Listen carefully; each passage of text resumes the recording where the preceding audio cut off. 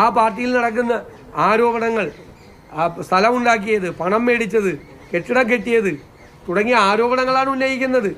അത് പാർട്ടിക്കകത്ത് തന്നെയുള്ള ഒരു സംഘം പാർട്ടി MLA അല്ലാത്ത ഒരാൾക്ക് കൊട്ടേഷൻ കൊടുത്ത് പറയിപ്പിക്കുന്നതാണ് എന്നാണ് ഔദ്യോഗികമായ വിഭാഗം മുഖ്യമന്ത്രിയുമായി ബന്ധപ്പെട്ട ആളുകൾ പറയുന്നത്. അതിനുള്ള മറുപടിയാണ് പറയുന്നത്. ഭരണകക്ഷി MLAക്ക് മുഖ്യമന്ത്രി മറുപടി കൊടുക്കുന്നത് പത്രസമ്മേളനം നടത്തിയിട്ടാണ്. അയാൾ വീണ്ടും പത്രസമ്മേളനം നടത്തി മുഖ്യമന്ത്രിയുടെ ആഫീസിനെതിരായി, അതായത് ഞാൻ എന്ത് വില കൊടുത്തും സംരക്ഷിക്കും, ഒരു കാരണവശാലും ഞാൻ മാറ്റില്ല എന്ന് മുഖ്യമന്ത്രി അസന്നിഗ്ധമായി പ്രഖ്യാപിച്ച മുഖ്യമന്ത്രിയുടെ പൊളിറ്റിക്കൽ സെക്രട്ടറിക്കെതിരായിട്ട് ഗുരുതരമായ ആരോപണം ഉന്നയിക്കുക. അയാൾ പിന്നെയും പത്രസമ്മേളനം നടത്തിക്കൊണ്ടിരിക്കുക. എന്താണ് CPM നടക്കുന്നത്? CPM ഇത്രമാത്രം ഒരു ജീർണത ബാധിച്ചൊരു പാർട്ടിയായി അതിൻ്റെ ചരിത്രത്തിൽ മാറിയിട്ടില്ല. അപകടകരമായ രീതിയിലേക്ക് അത് പോവുകയാണ്. BJPയുമായിട്ടുള്ള ബാന്ധവം ഓരോന്നോരോന്നായിട്ട് പുറത്തു വന്നുകൊണ്ടിരിക്കുന്നു. എന്തായാലും ഈ പൂരം കലക്കിയ സംഭവത്തെക്കുറിച്ച്, BJPയെ വിജയിപ്പിക്കാൻ വേണ്ടി പൂരം കലക്കിയ സംഭവത്തെക്കുറിച്ച് ഗൗരവതരമായ ഒരു ജുഡീഷ്യൽ അന്വേഷണം നടത്തണം എന്ന് ഞങ്ങൾ ശക്തിയായി ആവശ്യപ്പെടുക.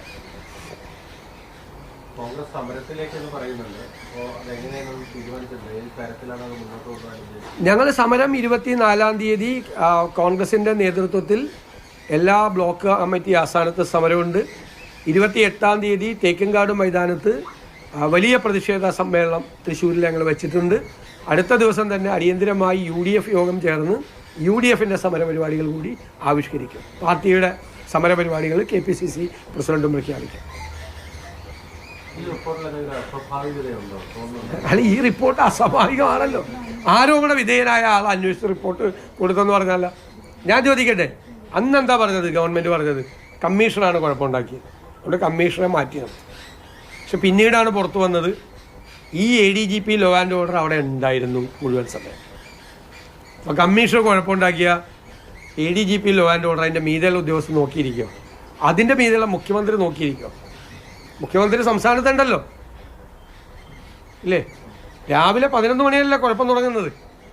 മഠത്തിൽ വരവ് കുഴപ്പം തുടങ്ങുകയാണ്. പിറ്റേ ദിവസം വെളുപ്പിന് 7 മണി വരെ. ഞാൻ ചോദിച്ചല്ലോ, ഇൻ്റലിജൻസ് സംവിധാനങ്ങളില്ലേ? മുഖ്യമന്ത്രി അറിഞ്ഞല്ലോ. മുഖ്യമന്ത്രി എന്തുകൊണ്ട് ഇടപെട്ടില്ല? സ്ഥലത്തുണ്ടായിരുന്ന ADGP ലോ ആൻഡ് ഓർഡർ എന്തുകൊണ്ട് ഇടപെട്ടില്ല? അപ്പോൾ ഇവരെല്ലാം അറിഞ്ഞുകൊണ്ട് നടത്തിയ ഗൂഢാലോചനയാണ്. ഒറ്റ ഫോൺ വിളിക്ക് കമ്മീഷൻ നിൽക്കില്ല അവിടെ. ഇല്ലെങ്കിൽ ADGP അവിടെ ചെന്ന് ഈ കമ്മീഷനെ നിയന്ത്രിക്കില്ലേ സ്പോട്ടിൽ ചെന്ന്? എന്തിനാണെന്ന് ADGP ലോ ആൻഡ് ഓർഡർ ഔദ്യോഗികമല്ലെങ്കിൽ അനൗദ്യോഗികമായിട്ടാണെങ്കിൽ എന്തിനാണ് അവിടെ ക്യാമ്പ് ചെയ്ത്? ഔദ്യോഗികമായിട്ടാണെങ്കിലും അനൗദ്യോഗികമായിട്ടാണെങ്കിലും പോലീസ് ഒരു കുഴപ്പമുണ്ടാക്കുമ്പോൾ ലോ ആൻഡ് ഓർഡറിൻ്റെ ഉത്തരവാദിത്തമുള്ള ഈ ഉദ്യോഗസ്ഥൻ ഇടപെടണ്ടേ? അപ്പോൾ ഇത് കലക്കാനുള്ള ഗൂഢാലോചനയാണ്. അവരുടെ മാസ്റ്റർ പ്ലാനാണ് അത് ചെയ്തത്. എന്നിട്ട് ആ ആൾ തന്നെ അന്വേഷിക്കുക.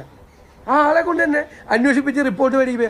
അതിപ്പോൾ ബഹളം ഉണ്ടായപ്പോഴാണ് ഒരാഴ്ച തരാൻ പറഞ്ഞ റിപ്പോർട്ട് 5 മാസമായിട്ടും തരാതിരുന്നിട്ട് ഒരു ചോദ്യം മുഖ്യമന്ത്രിയുടെ ഓഫീസിൽ നിന്ന് ചോദിച്ചോ? DGPയോട് ചോദിച്ചോ? ഇപ്പോൾ ബഹളം ഉണ്ടായപ്പോഴാണ്, വിവാദം വന്നപ്പോൾ, അന്വേഷണം നടക്കുന്നില്ല എന്ന് വിവാദം വന്നപ്പോഴാണ് തട്ടിക്കൂട്ടിയൊരു അന്വേഷണം നടത്തിയ ഒരു റിപ്പോർട്ട് ഒറ്റ ദിവസം കൊണ്ട് ഇന്നലെ കൊടുത്തിരിക്കുന്നു. ഒരു അന്വേഷണവും ഇതിൻ്റെ പേരിൽ നടന്നിട്ടില്ല. തൃശ്ശൂർ സിറ്റി പോലീസ് കമ്മീഷണർ ഓഫീസിൽ നിന്ന് പറഞ്ഞല്ലോ ഒരു അന്വേഷണം നടന്നിട്ടില്ല. DGP ആസ്ഥാനത്ത് പറഞ്ഞല്ലോ ഒരു അന്വേഷണം നടന്നിട്ടില്ലെന്ന്. പിന്നലെ തട്ടിക്കൂട്ടി ഉണ്ടാക്കിയതാണ് ഈ റിപ്പോർട്ട്. ഈ ആരോപണ വിധേയം തന്നെ തട്ടിക്കൂട്ടി ഉണ്ടാക്കിയ റിപ്പോർട്ട്. അതിന് ഒരു സ്വാഭാവികതയില്ല, ഒരു സ്വീകാര്യതയില്ല.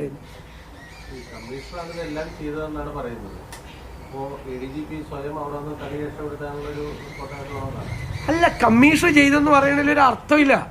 ADGP ലോ ആൻഡ് ഓർഡറിൻ്റെ പ്രസൻസ് അവിടെ ഉണ്ട്. അപ്പോൾ കമ്മീഷൻ നിലയിൽ വെക്കണേ എങ്ങനെ?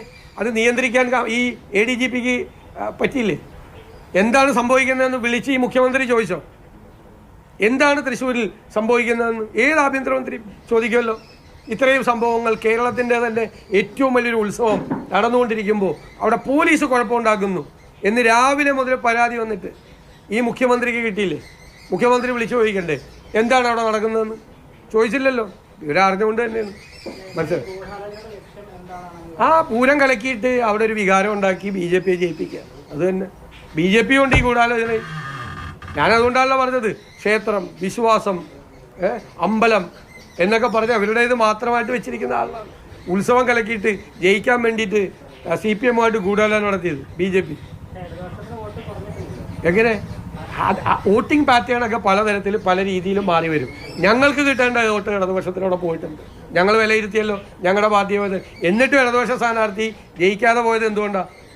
CPM കിട്ടിയതിൻ്റെ വോട്ട് ചോദിച്ചു നോക്ക് VS സുനിൽകുമാറോട്. സംശയം ഉണ്ടെങ്കിൽ VS സുനിൽകുമാറോട് ചോദിച്ചു നോക്ക്.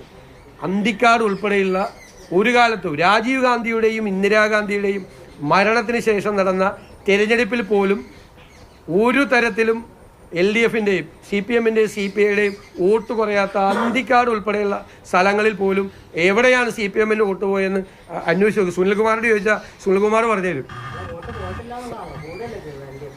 ഇല്ലെന്നേ LDFിൻ്റെ വോട്ട് പോയെന്നേ.